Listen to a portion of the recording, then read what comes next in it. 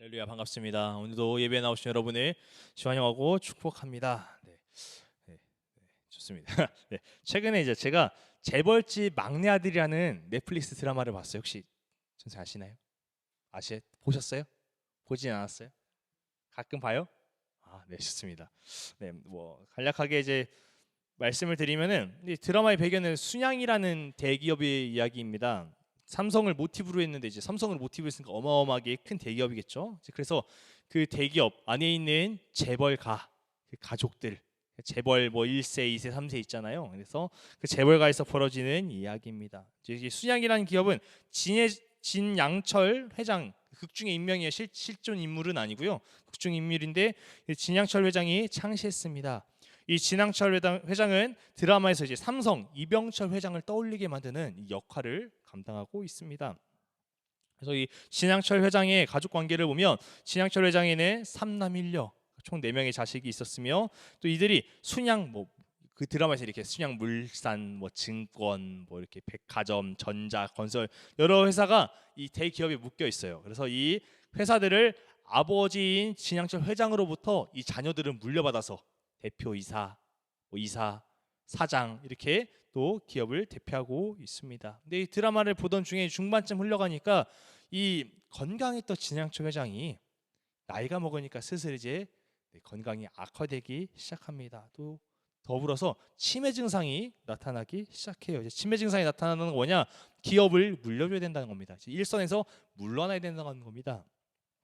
그러니까 이 죽음을 앞둔 진양철 회장은 순양 기업을 물려줄 후임자를 고민하였습니다. 근데 처음에는 우리 그 남아 선호 사상부터 시작해가지고 장남 하잖아요, 그죠? 그러니까 처음에는 장자 승계를 하겠다, 맏아들에게 물려주겠다, 내 첫째 아들에게 물려주겠다라고 얘기했었으나 나중에는 이 더 적합한 대표를 나를 이을 더 적합한 내 자식을 세우겠다라는 이야기로 장자승계는 취소하였고 이제 너희들끼리 경쟁 한번 해봐라 이런 식으로 이제 선포를 합니다.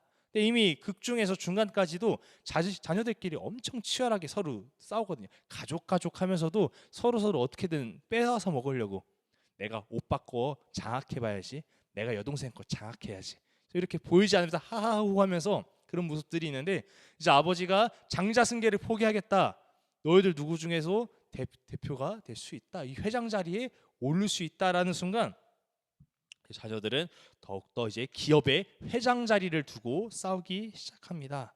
근데 이 싸우는 중에 참 재미있는 게 이 사람이 안 하던 짓을 하면 이게 무리가 하고 이렇게 또 어려운 일이 닥치더라고요. 막내딸 같은 경우는 이제 무리한 투자를 하다가 자신이 맡았던 백화점을 빼앗깁니다. 빚이 너무 많아져 가지고요. 네. 그리고 뭐 둘째 아들은 몇 천억, 뭐 1,400억인가 뭐 이런 넘는 빚도 또 지게 돼서 또 아버지께로부터 받은 회사들을 재산들을 빼앗기고 날려먹기 시작합니다. 이것을 보면서 그냥 좀 가만히 있으면 시켰을 텐데 있는 것에 만족을 못 해가지고 뭐 더 얻어먹으려고. 뭐 하여튼 극중에 그러니까요. 근데 만약에 이제 제가 이걸 보면서 야, 진양철 회장은 속이 터지겠구나. 자녀들에게 맡겨놨는데 기껏해서 주었는데 자신이 평생의 피와 땀을 흘려서 만들어 놓은 이 순양이라는 기업에 있는 재산과 재물들을 다 나눠줬는데 날려먹는 자식들을 보면서 좀 그렇겠다 이런 생각이 들었는데 여러분은 또 어떠신가요? 이런 날려먹은 자녀, 저는 자녀가 없어서 근데 선생님 어떻게 하시겠어요? 만약에 내 자식에게 내가 재산 일부를 그래도 큼지막한 거 하나씩 줬는데 욕심부려 날려먹어요. 싸우다가 맨날 사고만 쳐요. 어떠실 것 같아요, 속이? 예, 웃으시는 거 보니까 예, 알 것 같습니다. 네. 근데 이 진양철 회장은 이 자식들을 외면하지 못합니다. 왜요? 실패할 때마다 와서 떳떳할 때는 아빠 거 어떻게 하면 아빠 뭐 안 줘? 뭐 안 줘? 마치 맡겨놓은 것 마냥 하게다가 나중에는 실패하면 그때 나와서 아버지 내 막내딸 뭐 고명딸 어떻게 죽일 거예요? 뭐 살려주세요 해서 막 울부짖거든요. 그러니까 지향처자는 회장은 이제 한숨을 또 삼킵니다. 화를 삼키고 속상함을 삼킵니다. 속은 터져요. 자식을 보니까. 그럼에도 어떻게 합니까? 이 엎드려서 울부짖고 있는 딸이 내 자식이기 때문에 이런 자식을 보면서 네, 어서 오세요. 자식을 보면서 어쩔 수 없어요. 그죠? 예, 자식이라 해서 버릴 수 없잖아요. 그렇죠? 만약에 제가 부모님을 실망시키지 않았기 때문에 지금까지 제가 길러진 게 아니라 실망시켰어도 속 터지는 짓을 했어도 자식이니까 길렀던 것처럼 이 진양철 회장도 한탄하면 동시에 자식을 내버리지 못합니다. 이 자신의 자리를 넘보는 자녀들, 마치 맡겨놓은 것 마냥 뻔뻔하고 달려드는 이들을 두고도 자식이라고 버리지 않는 이 진양철 회장의 모습, 이것이 이제 재벌집 막내 아들 드라마의 이야기 중에 일부분입니다. 저는 한편으로는 또 이해하지 못했어요. 네. 아직 제가 부모가 되지 못해서 그런지 좀 이해가 안 되는 부분도 있더라고요. 아주 강하게 좀 키워야지 왜 이렇게 맨날 더 채워주냐, 한번 밑바닥부터 올라가고 이런 생각도 해봤는데, 성도님들은 어떠신가요? 진양철 회장의 마음이 이해가 되시나요? 네. 집사님 혹시 재벌집 막내 아들 드라마 보셨어요? 안 봤어요? 방금 줄거리 다 얘기했는데. 네, 하여튼 맞습니다. 이제 잘 들으시면 돼요. 근데 자녀라는 이유로 좋은 것을 주고 싶고 잘 되기를 바라고 실패도 포기하지는 모습이 이제 이 부모의 모습이더라고요. 이 부모의 모습 보면서 감사하기도 하고 대단하기도 합니다. 한편으론 참 현실적이지 못하다. 참 좀 이해가 가지 않는 이런 모습들도 있습니다. 근데 이제 오늘 이 제가 재벌집 막내 아들 이야기를 왜 했느냐? 이 진양철 회장의 모습 같은 이야기가 오늘 성경에도 나와 있더라고요. 네. 우리가 오늘 읽었던 말씀, 이 돌아온 탕자의 이야기입니다. 탕자의 이야기 다들 아시죠? 네, 들어보셨죠? 돌아온 탕자 이야기는 예수님께서 하신 비유 중 하나예요. 이 비유 속에 아버지를 보니까 진양철 회장 같은 아비의 마음이 보입니다. 근데 이 마음이 단순히 그냥 이런 아버지가 있었다가 아니라 예수님께서 이 비유를 하신 이유는 이것이 하나님의 마음이다. 이 마음을 너희가 알아서 그 마음을 누리고 그리고 그 마음을 전해라. 이렇게 예수님께서 비유하신 것입니다. 그래서 오늘 우리가 말씀을 통해서 하나님의 마음을 알기 원합니다. 하나님의 사랑을 다시 한번 회복하길 원합니다. 네, 탕자 이야기를 보면 두 아들을 둔 아버지가 있습니다. 이 첫째 아들이 어느 날 둘째 아들이 아버지에게 얘기합니다. 아버지의 재산 중에 어차피 저 물려줄 것 좀 있죠? 아버지 재산 많잖아요. 아버지 곧 돌아가시면 저한테 어차피 물려주실 건데 미리 좀 주시면 안 되겠습니까? 미리 좀 나눠줄 것 좀 분기 좀 나눠주셔서 나눠주세요. 저 좀 쓸게요. 이렇게 이야기합니다. 마치 둘째 아들은 아버지의 자신인 것 마냥 어차피 당연히 받아야 될 것, 이 상속이 당연한 것 마냥 이야기합니다. 근데 이런 모습을 보았을 때 아버지는 이유를 묻지 않습니다. 야, 왜 달라고 하는데? 너 그 돈 관리할 자신 있어? 너 그거 받아서 뭐 할 건데? 설명해. 프레젠테이션 딱 작성해가지고 어떻게 쓸지 날 설명해서 설득 좀 해봐. 이게 아니라 그냥 묻지도 않고 따지지도 않고 나눠줍니다. 자식의 말에 재산을 나눠줬습니다. 근데 이제 이 말씀을 읽어보니까 무슨 내용이냐? 둘째 아들이 재산을 왜 달라 했느냐? 그 이유를 보니 뭐 다른 게 아니었어요. 그냥 아버지 품을 떠나고 싶었던 거예요. 어떻게 보면 자식이 아버지에게 있었던 이유는 아버지의 품 안에 있으면 따뜻한 것도 있겠지만 아버지의 재산이 있기 때문에. 자식이 재산을 받자마자 어떻게 합니까? 타국으로 떠나버립니다. 그리고 그동안 아버지 밑에서 하지 못했던 거래요. 어떤 거랍니까? 방탕해져요. 음란해져요. 성경에서 말하기를 음란한 창녀들과 놀았다 적혀 있습니다. 그래서 이 아버지의 품을 떠난 아들은 허랑방탕한 삶을 살고 그 재산을 탕진해 버립니다. 참 못난 아들이죠. 그죠? 이게 열심히 피땀을 흘려와서 돈을 한 푼 안 벌어 보니까 돈 쓰기를 물 쓰듯이 아니라 그냥 아예 돈을 던져버렸죠. 내가에다가. 이런 둘째 못난 아들의 모습이었습니다. 그러니까 이 이야기를 보니까 예수님의 비유를 보니까 넷플릭스 드라마가 생각나는 거예요. 넷플릭스 드라마가 또 이 넷플릭스 드라마 재벌집 막내 아들을 보니까 이 비유가 생각났습니다. 평생을 바쳐서 순양이라는 대기업을 세웠지만 그 대기업을 세우지 못한 그 고통과 수고가 없었던 자식들은 너무 쉽게 생각해요. 그리고 이 아버지의 기업, 아버지의 평생의 노력을 한순간에 말아먹는 이 딸과 자식들이 떠오르지 않을 수가 없었습니다. 자, 여기서 하나 제가 질문을 할게요. 여러분, 아버지의 재산을 탕진해버린 자식과 자식 하나, 이 부류랑 그리고 그럼에도 그 자식을 사랑하는 아버지, 이 둘 중에 어떤 게 여러분에게 와닿으신가요? 더 기억되시겠어요? 이 자식을 보았을 때 아버지의 재산을 탕진한 이 자식들의 한심함, 그리고 그 자식을 그래도 사랑하는 아버지 위대함, 어떤 게 와닿으십니까? 아버지? 평소에도 그러신가요? 지금 제 설교 시간에만 하니까 이게 생각나시나요? 네. 근데 사람들은요, 보통 사람들은 이 한심한 자식들에게 포커스를 맞춥니다. 에휴, 저 한심한 자식, 부모의 자식을 탕진해버렸네. 혀르차기 바쁘고요. 그럼에도 품어주는 부모가 대단하지. 부모님이 대단하네가 시작되는 것이 아니라 자식들 먼저 까고 자식들을 깐 다음에 기반 삼아서 에휴, 그래도 저 부모가 대단하네. 결국 사람들의 시선이 그렇더라고요.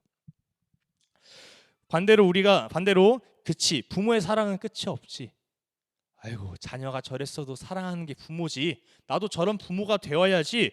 다른 누군가가, 내 자식이 아닌 다른 누군가가 실수해도 저렇게 품어줄 수 있어야지. 사랑하고 섬겨야지. 이렇게 말하는 사람들은 거의 없더라고요. 해야 되는 거 알고 있어요, 우리. 그죠? 이 사고가 이성적일 때는, 그러니까 이성이 멀쩡할 때는, 평상시에 운전할 때는 이런 생각들이 되는데, 흥분하고 나면 우리는 다른 쪽으로 쏠리는 것입니다. 그러나 오늘 제가 여러분들 말씀드리는 건, 우리 그리스도인들은 세상과는 반대로 이야기됩니다. 누가 실수하고 잘못하면 아유 쯧쯧쯧쯧 혀를 차며 비판하기보다는 그들을 품어줄 수, 사랑할 수, 이해하고 용서해줄 수 있어야 된다는 겁니다. 그 이유가 무엇이냐? 하나님께서 우리를 사랑하셨다는 이유입니다. 우리가 죄를 지었어도, 악하게 살았어도, 말씀대로 지키지 못하고 항상 무너지는 삶을 살았어도 하나님 우리를 사랑하셨습니다. 그 이유가 무엇입니까? 자녀이기 때문에 우리가 용서받지 못할 일을 저질렀을지라도 품어주셨던 이유는 우리가 자녀임으로 하나님은 포기하지 않으신 것입니다. 그래서 우리가 그 진정한 하나님의 사랑, 하나님의 마음을 알길 원합니다.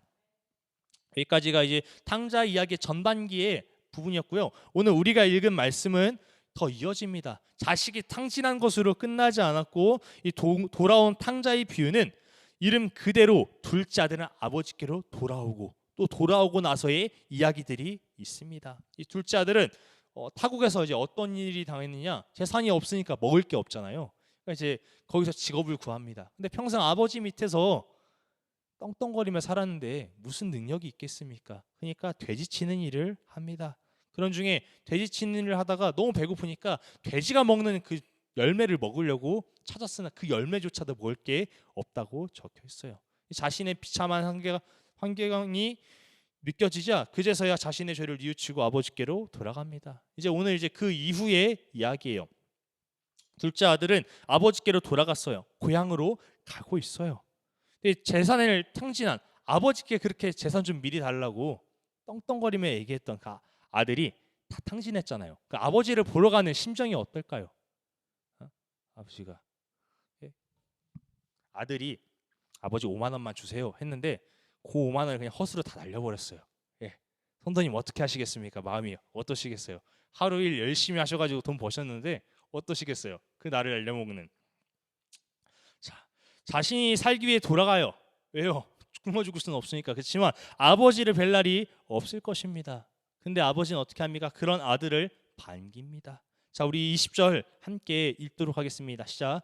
이에 일어나서 아버지께로 돌아가니라. 아직도 거리가 먼데 아버지가 그를 보고 측은히 여겨 달려가 목을 안고 입을 맞추니, 아버지는 멀리서 있는 아들을 보고 달려갑니다. 아버지가 아들의 소식을 알았음에도 달려가요. 와, 저 자식 내가 올 줄 알았어. 한번 오면은 빠따 한번 쳐야지 하고서 이렇게 기다리고 계시는 게 아니라 자식이 저 멀리서 보이자마자 아버지는 달려갑니다. 그러니까 아버지한테는 재산을 탕진하건 말건 상관이 없어요. 아들이 온다는 그 사실이 기쁘고 좋은 거예요. 오히려 그 아들에게 가서 고생했다, 이 아들을 측은히 여기며 달려가고 입을 맞춥니다. 너 왜 그랬어? 너 그럴 줄 알았어? 이러한 잘못 묻지도 않고 따지지도 않습니다. 여러분, 이 모습 보니까 이 아버지가 누구라고요? 이 아버지의 마음이 무엇이라고요? 하나님의 마음이라고요. 하나님은 우리 모두를 기다리고 계세요. 내 아들, 내 딸 어디쯤 오지? 나 찾고 있나? 기다리고 계신 겁니다. 우리가 하나님의 이름을 간절히 부르기를 원하시며 우리가 간절히 찾을 때 하나님은 이 간절히 달려가는 아비의 마음처럼 하나님께서 우리에게 찾아오시는 것입니다. 우리가 무슨 염치가 있어서 무슨 자격이 있어서 아들이 무슨 염치가 있고 자격이 있어서 아버지께로 돌아갈 수 있겠습니까? 아버지가 일궈놓은 재산들을 탕진해 버렸는데 뭐 사업을 하다가 떳떳하게 탕진한 것도 아니고 부끄럽게 음란한 여인들과 놀다가 흥청망청 살다가 날 탕진해 버렸는데 무슨 염치가 있겠습니까? 그럼에도 돌아올 수 있는 것, 그럼에도 받아줄 수 있는 것은 무엇이냐? 아비이기 때문에, 그리고 아들은 자녀이기 때문에 가능한 것입니다. 여러분은 하나님의 자녀입니다. 자녀로서 아버지께 갈 수 있고 그 이름을 부를 수 있는 것, 이것이 무엇이냐? 하나님께서 우리에게 주신 권세입니다. 염치가 없어요. 저도 참 살아보면 그래도 난 부모님한테 잘했지라고 생각했는데 좀 나을 수는 있겠죠. 너무의 자식들보다는 그래도 염치가 없더라고요. 예, 그게 자식이더라고요. 그럼에도 제가 아버지의 어머니의 이름을 부를 수 있는 것, 제 부모님이 저를 자식으로 사랑해 주시기 때문에, 여겨 주시기 때문에, 여러분 염치가 없을수록 우리가 하나님의 이름을 더욱더 부르시길 소망합니다. 네, 21절부터 24절 함께 읽도록 하겠습니다. 시작. 아들이 이르되 아버지 내가 하늘과 아버지께 죄를 지었사오니 지금부터는 아버지의 아들이라 일컬음을 감당하지 못하겠나이다 하나 아버지는 종들에게 이르되 제일 좋은 옷을 입히고 손에 가락지를 끼우고 발에 신을 신기라 그리고 살찐 송아지를 끌어다가 잡으라 우리가 먹고 즐기자 이 내 아들은 죽었다가 다시 나타났으며 다가 다시 얻어노라 하니 그들이 즐거워합니다. 아들이 돌아와서 아버지께 고백합니다. 아버지 잘못했습니다. 제가 잘못했습니다. 그런데 아들이 아버지께만 잘못을 구하는 것이 아니라 하나님께도 잘못하였다 고백합니다. 여러분 방탕한 인생은요, 우리가 죄를 짓는 것은 단순히 나를 낳아주신 부모께만 죄송한 것이 아니라 하나님께도 죄송한 것입니다. 왜 죄송하냐면 육신의 부모가 나를 낳아주셨죠. 그러나 인간을 만드시고 세상을 창조하신 이는 하나님이시기 때문입니다. 나를 낳아주신 그 부모님 위대하시죠? 대단하십니다. 진짜 표현할 수가 없어요. 그렇지만 그 부모님을 뛰어넘어 그 모든 인간을 제 부모님, 우리의 부모님, 그리고 저를 만드신 인간을 창조하신 그 창조주의 하나님의 은혜를 무시하는 것입니다. 죄를 짓는 것, 방탕한 삶을 사는 것. 그래서 우리가 허랑한 방탕을 사는 것은 하나님께도 부모님께도 죄송한 것이랍니다. 그럼에도 이제 어떻게 합니까? 아버지는 어떻게 해요? 이 자식의 고백을 듣고 그냥 가장 좋은 옷과 가락지와 신을 신기고 송아지를 잡습니다. 저는 이해 못해요. 여기 이견할 전사도 이해 못해요. 저도 못해요. 그러나 우리 김대시 성도님이랑 한민주 집사님이랑 전사님은 이해하시죠? 그죠? 속 얼마나 썩입니까? 그럼에도 어떻게 해요? 내 앞에만 있어도 사랑한대. 너무 사랑스럽고 눈에 넣어도 안 아프고 눈에 넣을 수는 없겠지만 실제로 그만큼 사랑한다. 그만큼 아낀다. 그게 내 자식인 걸 똑같을 거예요. 그죠? 뭐라도 있으면 더 입히고 싶고 좋은 거 주고 싶고 내가 입기보다 주고 싶은 게 부모의 마음이니까요.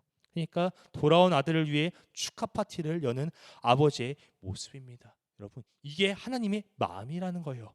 우리가 하나님께 돌아왔을 때 하나님께서 그만큼 기뻐하실 일이 없습니다. 그러니까 여러분 떠났다가 돌아오세요가 아니에요. 지금 예배 자리에 오는 순간도 돌아오는 거고 우리가 살아가면서 하나님을 생각하는 것, 하나님께 기도 올려드리는 것, 아버지라 이름 부르는 것 자체가 하나님께 돌아오고 하나님 안에 거하는 것이라는 겁니다. 그러니까 그것을 하나님께서 가장 기뻐하시고 귀히 여기시는 것입니다. 여러분 하나님 은혜 안에서 살아가는 것이 무엇이냐? 날마다 축제가 열리는 것입니다.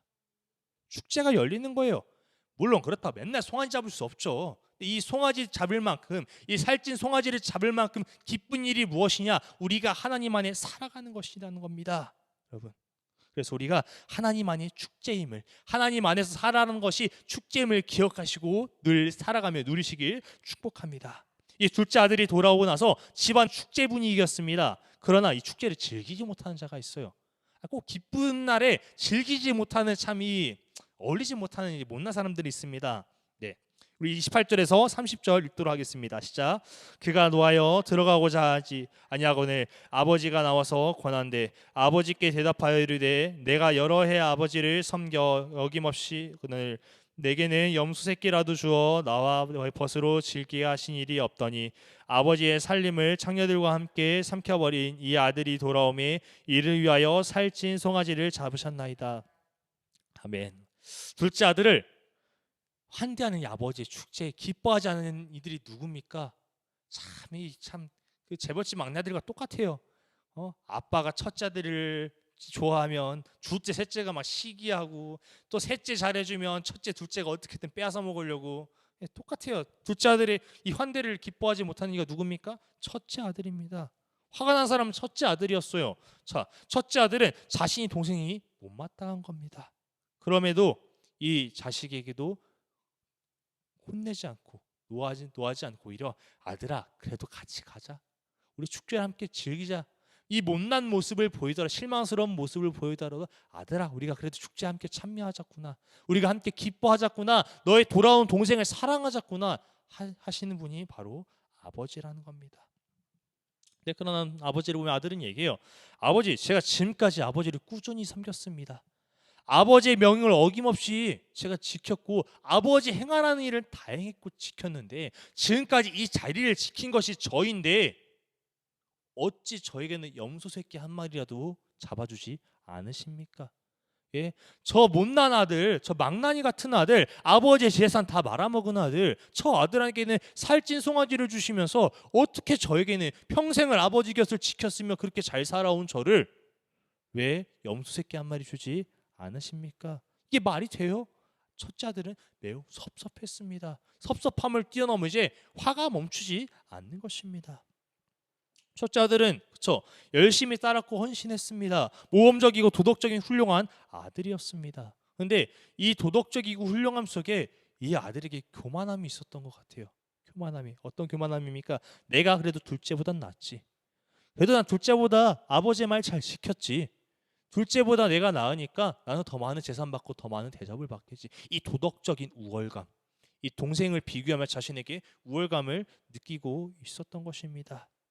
음란한 여인들과 재산을 탕진한 동생보다는 자신이 더욱 나았을 것이고 아버지께 인정받고 사랑받는 것이 당연하다 여기는 것입니다. 근데 제가 여러분들에게 여쭈고 싶은 게 혹시 우리가 살아가면서 우월감에 빠져 있지 않습니까? 신앙적인 우월감, 도덕적인 우월감에 빠져 계시지 않나요? 제가 한때 잘못된 신앙을 갖고 있었습니다. 어떤 신앙을 갖고 있었냐면 제가 모건대 신학과를 나오지 않았어요. 전도사 생활을 했잖아요. 그러니까 무슨 일이 있으면 그래도 내가 신학생인데 신학생이 무슨 벼슬인 거 마냥 그리고 그래도 내가 전도사인데 내가 맡고 있는 이 교회 안에서도 사역하면서도 선생님이 나한테 이런 말을 한다고?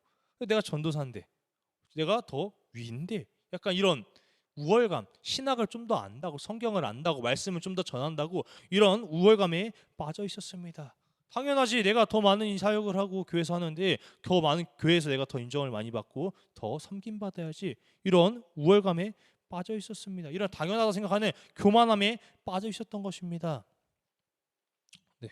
근데 이 참 부질없는 거죠. 네, 부질없는 거죠. 이 도덕적인 우월감. 근데 이런 모습들이 우리에게 있지 않았나 보시길 바랍니다. 내가 그래도 교회 다니는데 아니면 내가 어디 가서 내가 조금 더 이 일을 잘하는데 못하는 사람 보면 내가 이 사람보다 좀 잘하지 이런 좀 우월감을 느끼면서 우리가 살아가지 않았나. 이들을 낮게 여기면서 이들을 인정하지 못하는 모습이 있지 않았나 보시기 바랍니다. 네. 또 신앙생활이 흔들리는 이 주변 사람들을 보면서 그들을 안타까워 기도하는 게 아니라 에휴 저 사람은 저러니까 저렇지. 기도 안 하니까 저렇지. 예배 안 나니까 그렇지. 아주 교만한 생각들을 했던 적이 있었습니다. 그러니까 저는 신앙적인 우월감으로 제 자신을 높이면서 남을 계속 낮췄던 것이죠. 네. 근데 이런 기독교 이런 모습들이 누구의 모습과 같느냐? 바리새인과 서기관들 모습과 같습니다. 이 바리새인과 서기관들이 뭐 하는 사람이냐? 외식하는 자입니다. 밖에서 청만하는 사람이에요. 그러니까 중정으로 우리가 기도에서 하나님과의 은혜, 하나님과의 만남을 추구하는 게 아니라 남들에게 보여진 의미가 중요한 사람들이 바리새인과 서기관들이요. 주님, 저는 사람들 봤을 때 저는 하루에 몇 시간씩 기도를 하고 얼마나 성경을 읽으며 얼마나 선행을 하고 남들에게 보여주기를 외식하는 자들, 그런 자들과 똑같은 것입니다. 이 도덕적인 신앙적인 우월감을 갖고 이 믿지 않은 자들을 죄인으로 구별하며 정죄하는 삶, 혹시 우리가 그렇게 살고 있지 않나? 이게 첫째 아들의 모습입니다. 예.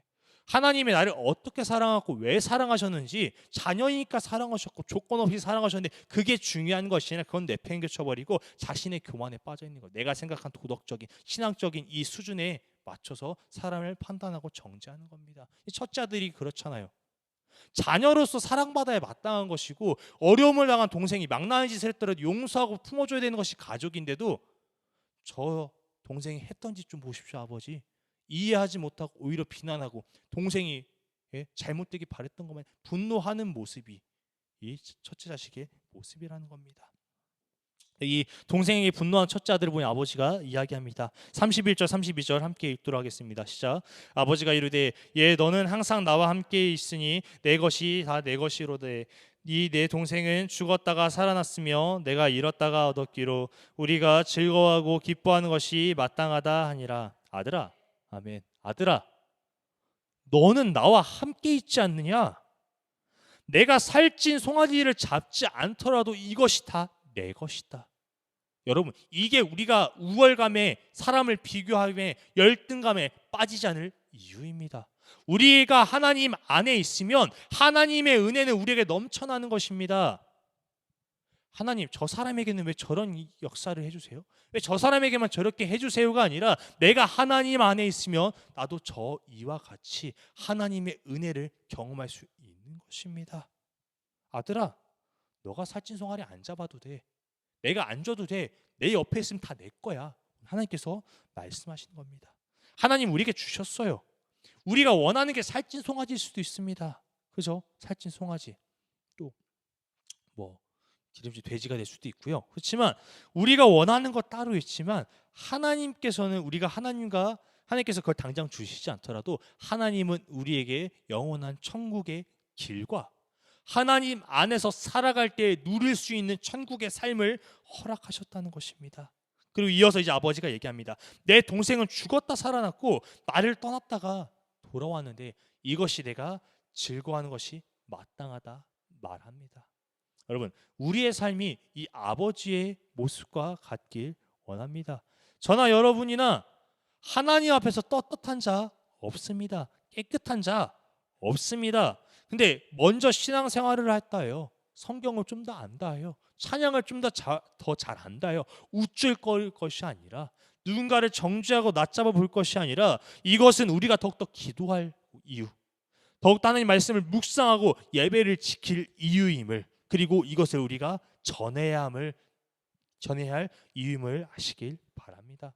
조금이라도 일찍 우리가 하나님을 알게 된 것은 조금이라도 일찍 알아서 모르는 자들에게 전파하라는 하나님의 뜻입니다. 내가 더 높아지고 우월감을 느끼고 내가 그걸로 인해 기쁨을 누리는 것이 아니라 내가 더 먼저 알았으니 내 좋은 것을 먼저 나눠주리라. 나눠줄 수 있는 자의 기쁨, 섬길 수 있는 자의 기쁨, 전파할 수 있는 자의 기쁨을 누리려고 하나님께서 주신 것입니다. 우리가 교회 공동체를 지내다 보면 앞으로 더 새로운 성도들이 늘어날 거예요. 공동체에 유입될 것입니다. 그러나 그들의 모습이 다를 거예요. 그들의 모습을 보았을 때 저도 참 힘들 때가 있어요. 함께하기 힘든 상황들이 많았습니다. 그러나 우리가 그들의 모습을 우리의 잣대로 비유하기보다는 이 잃어버린 영혼이 돌아올 때, 잃어버린 자식이, 죽었다고 생각한 자식이 살아 돌아왔을 때 기뻐했던 아비의 마음처럼 우리가 이런 마음을 느끼기 바랍니다. 우쭐대는 신앙이 아닌 아버지처럼 품고 섬기는 신앙이 되길 소망합니다. 자, 말씀을 마치겠습니다. 이 탕자의 뜻은 무모할 정도로 씀씀이가 해프다라는 의미를 가지고 있습니다.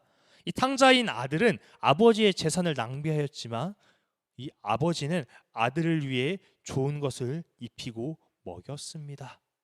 이 아버지를 보니까 다른 의미로 이 아버지 또한 탕부 아버지구나, 이런 생각이 들었어요. 아들에게 어떤 요구나 책임을 돌리는 것이 아닌 이 탕부라는 이름처럼 무모할 정도로, 씀씀이가 해플 정도로 다른 의미로 아들을 사랑하고 섬기는 이 아버지가 탕부 아버지인 것입니다. 여러분, 하나님은 우리를 위해 예수 그리스도를 보내실 정도로 아낌없이 다 내주셨습니다. 아, 하나님도 탕부의 하나님이구나. 탕부 하나님이시구나.